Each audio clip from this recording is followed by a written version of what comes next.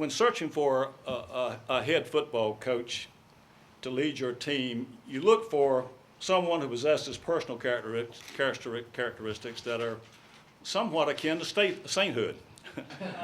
And so there are a lot of different traits that you look for. He must be someone who is fit for your particular program and your university. Now, in athletics vernacular, we refer to this person as a winner. And in Coach Pete Lembo, we feel that we have found such a winner. Please join me in welcoming Coach Pete Lembo.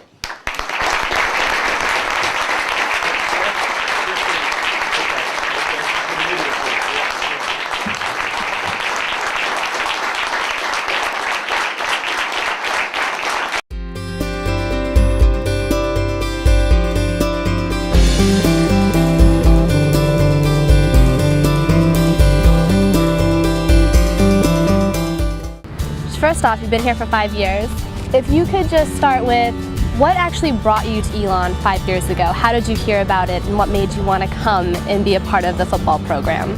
Well, the actual decision to come was probably more trust in my gut than anything else. When I came down here on the interview, I was very, very impressed with President Lambert, Provost Francis at the time, Dr. White, who was the retiring AD, had heard so many good things about the institution. And the bottom line with any job is it a fit?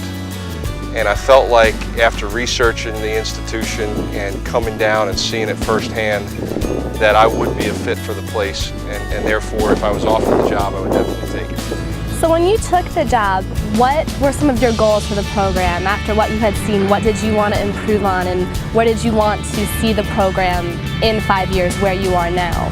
The thing everybody looks at first and foremost is wins and losses, and of course we took over a situation where they had gone 14-42 in the previous 5 years. So somehow finding a way to win some games in that first year we knew was going to be important.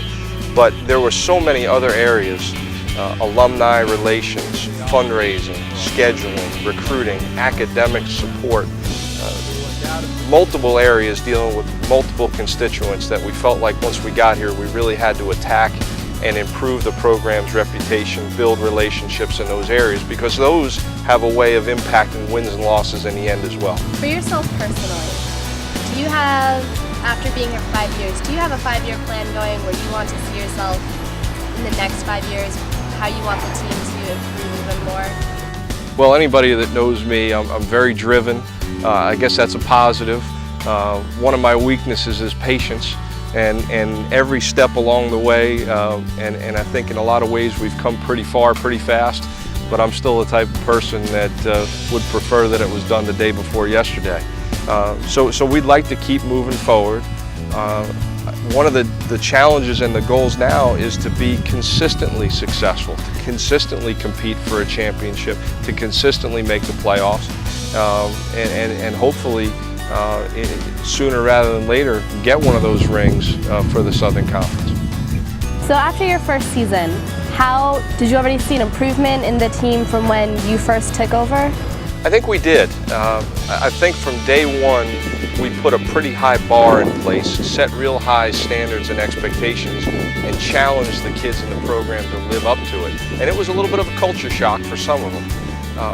But I think with each day that passed by, with each off-season workout, with each practice, each time they had to come in and meet with their position coach about their grades, all these little pieces to the puzzle, they saw the structure and they saw how the structure could benefit them.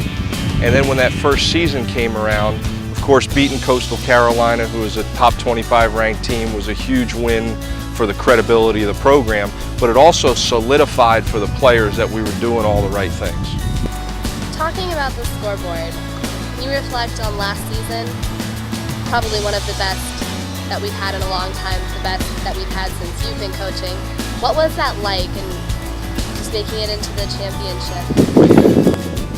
Well, my most fond memory of last season was really the culture, the chemistry, the unity of our team. This was a group of guys that looked forward to going out and practicing every day. This was a group of guys that you knew exactly who was going to show up every Saturday. and they were ready to go. And they knew they had an opportunity to be a good team.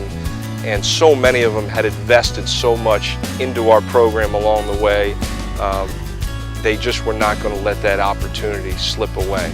And so you think about some of the big wins, you think about making it to the playoffs for the first time in school history at the Division I level, but more so than any of those things, I think about the players who over the course of 4 years got better and better and better, and then took advantage of that opportunity in their senior year to make the most of it.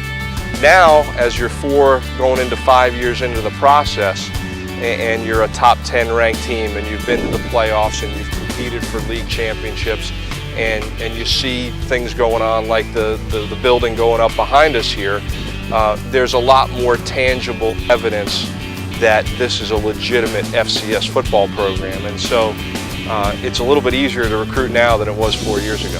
As a coach, help the players be consistent, because there's probably outlying factors that affect how they play, and you want them to be as good as they are every week so they can get better and better and move farther and farther.